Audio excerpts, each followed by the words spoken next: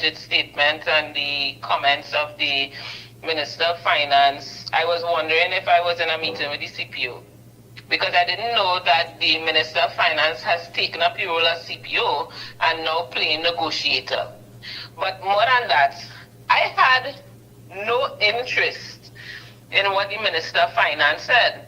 What I had interest in, keen interest in, is what the leader of the opposition said.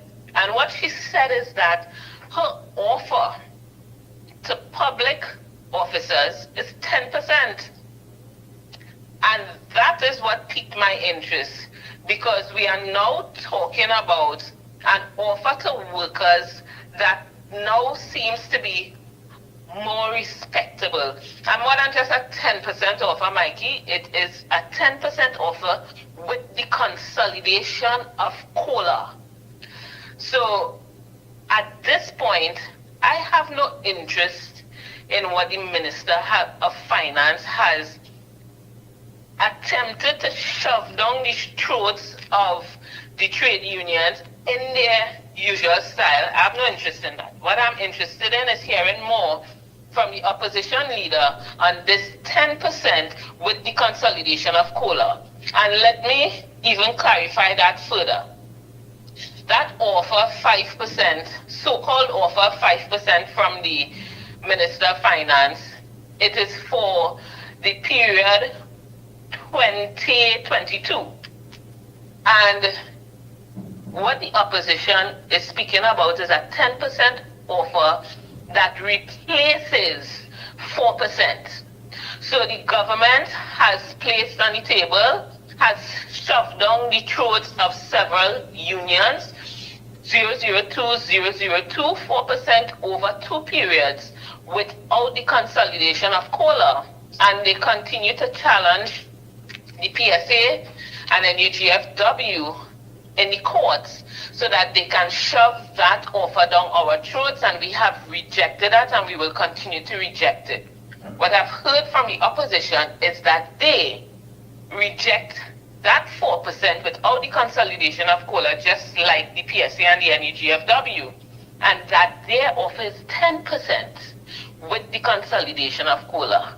That is what I'm interested in. Yeah, and I think one would gravitate to something that's actually going to make sense. I mean, isn't that this, we've spoken before, of course, right here on The Observer, and I think we concluded to the fact that this administration, this current administration, is not union-friendly, not worker-friendly.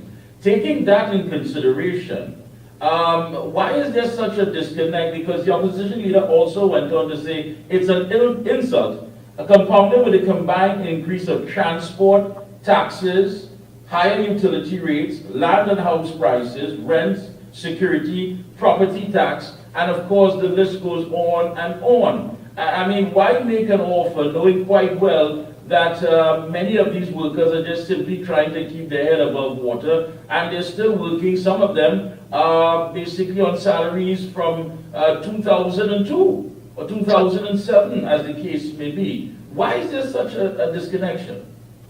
Well, the disconnect comes because we are dealing with a government that does not care about more than just workers, but citizens of this country. We have not seen anything remotely close to a government that is interested in taking care of its people. That is what we are faced with. We are faced with a government that does not care about its citizens. They have adopted this approach of take it or leave it.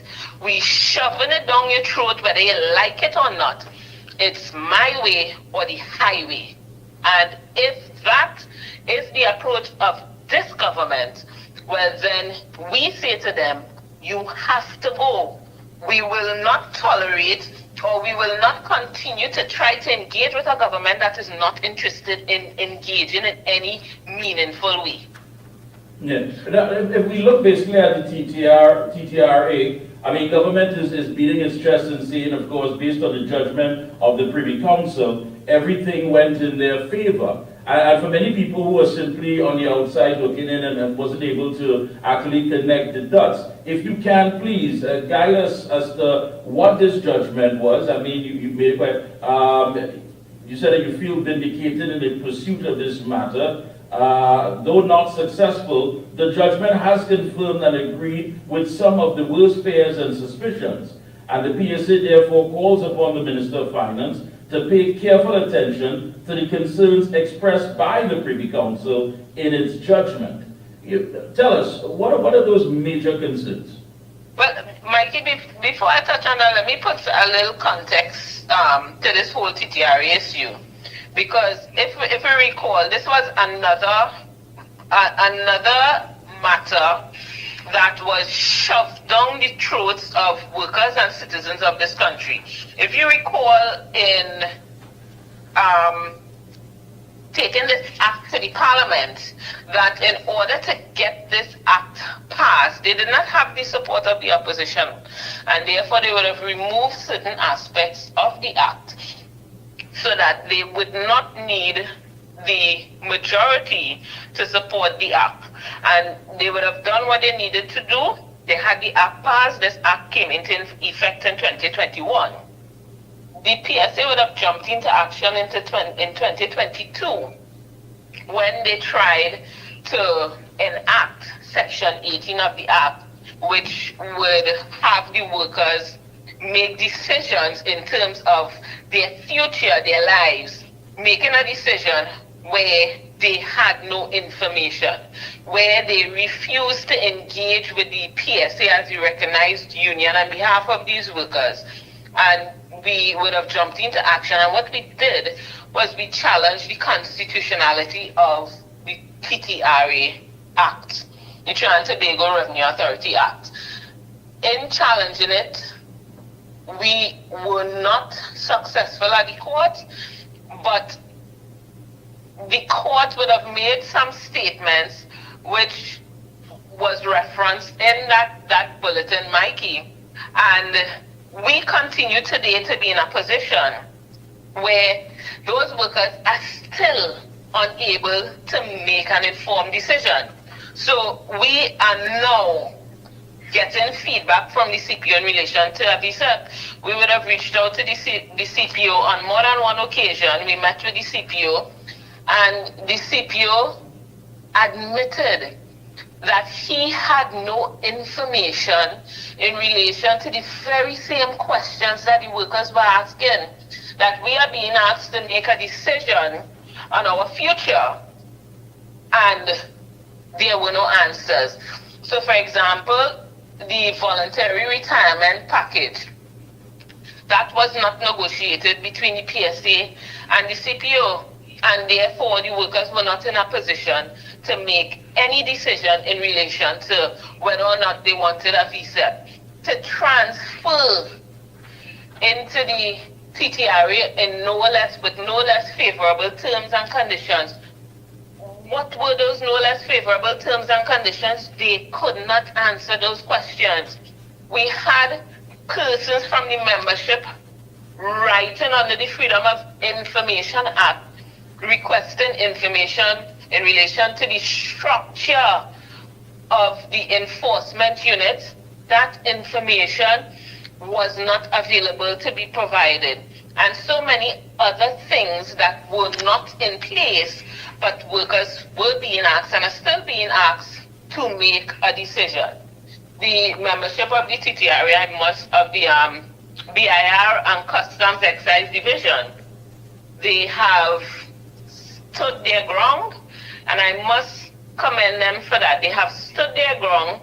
They have demanded that these bodies meet and treat with their union. They have stood behind the union, and more than that, they have said in the action taken in relation to challenging the constitutionality of the TTRA that they will not sit back and allow their lives and their livelihoods to be destroyed without a fight. And Mikey, that fight continues. Yeah, and just to let the viewing public know that the TTRA was meant to replace the Customs and Excise Division, CD, and the Inland Revenue Division. Correct. But the thing about it is that the judgment is also critical of the allocation of powers between the divisions of the TTRA, and I guess this was outlined to prevent any sort of political interference. Well, I mean, it says so. So they make reference to the enforcement division. But Mikey, let me say plainly that we know that does not exist.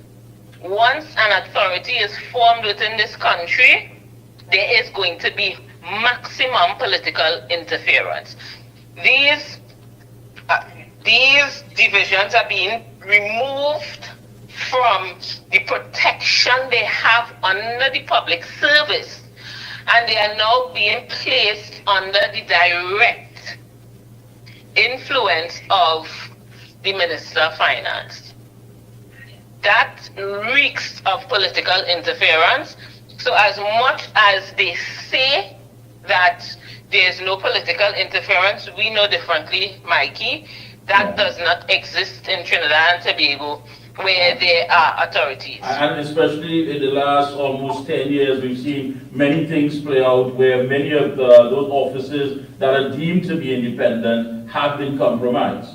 So, of course. Yeah, that is clear. So at least I want the viewers to understand that the PSA is not standing in the way or trying to hinder the fact that, modernizing revenue collection in this country. Basically, what you're asking for is checks and balances and to ensure that this entire process would be, of course, transparent. More than transparent, yes, Mikey, but what we are fighting for is protection of the rights of workers. It cannot be that workers in this country do not have a voice. They are being ignored. This government has taken an approach of take it or leave it. What I say goes.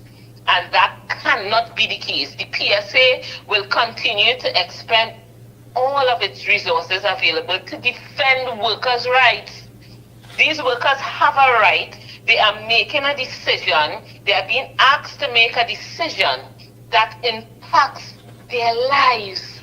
And more than just the individual worker, we are talking about the lives of their family members, citizens of this country. And then we question ourselves when we allow the government to take action like this, that we sit back and wonder why crime is out of control in this country. It is because we have a government that is out of control and does not care about their actions, the consequences of their actions, and the impact on the citizens of this country. And I respect that. I honestly, comrade, I respect that. But at the same time as well, union leaders do make up the numbers as far as citizens in this country. They understand the reality. I don't believe they can be disconnected if they're representing the interests of the working class. No way should they be disconnected. And I don't want to bring you into any sort of confrontation with any other union leader. But one has to say right out that too many of them has played games.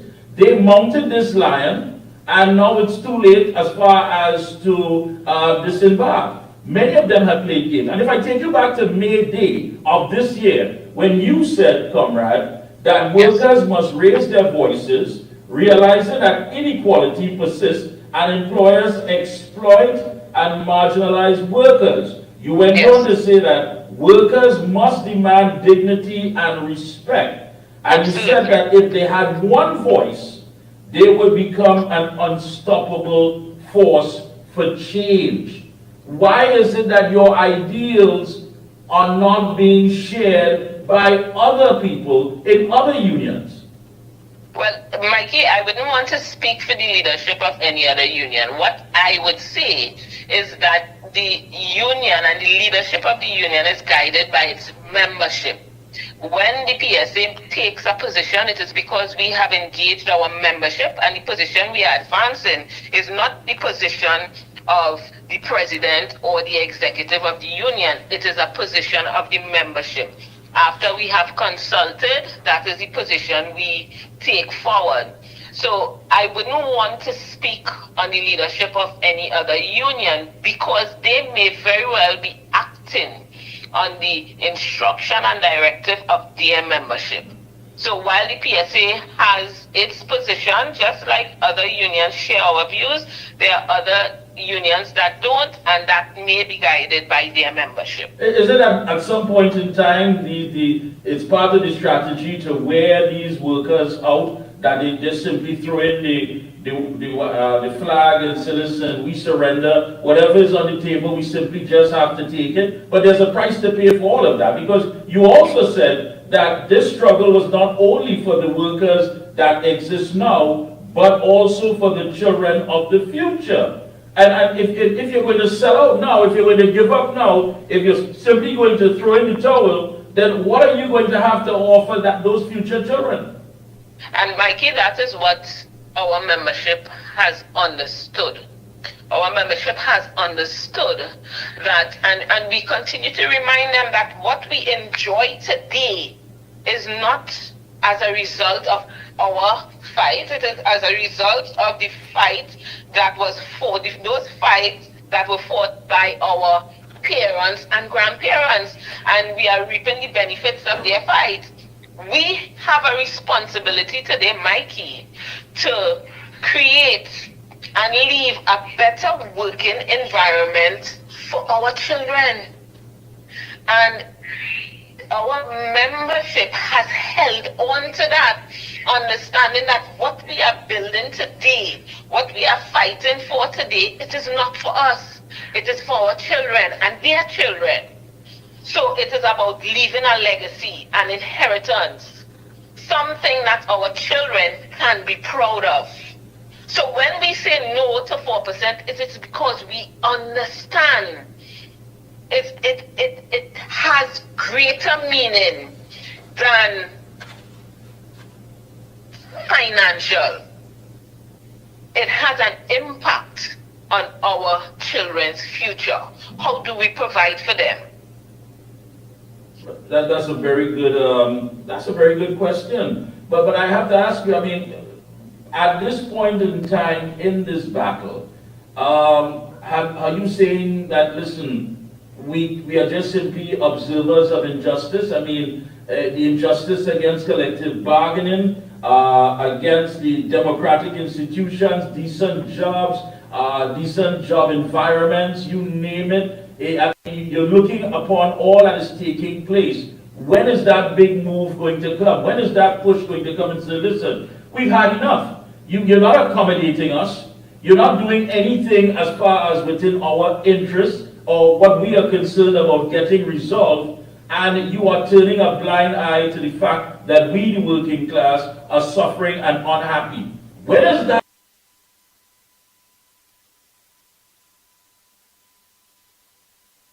message once and for all is going to be sent?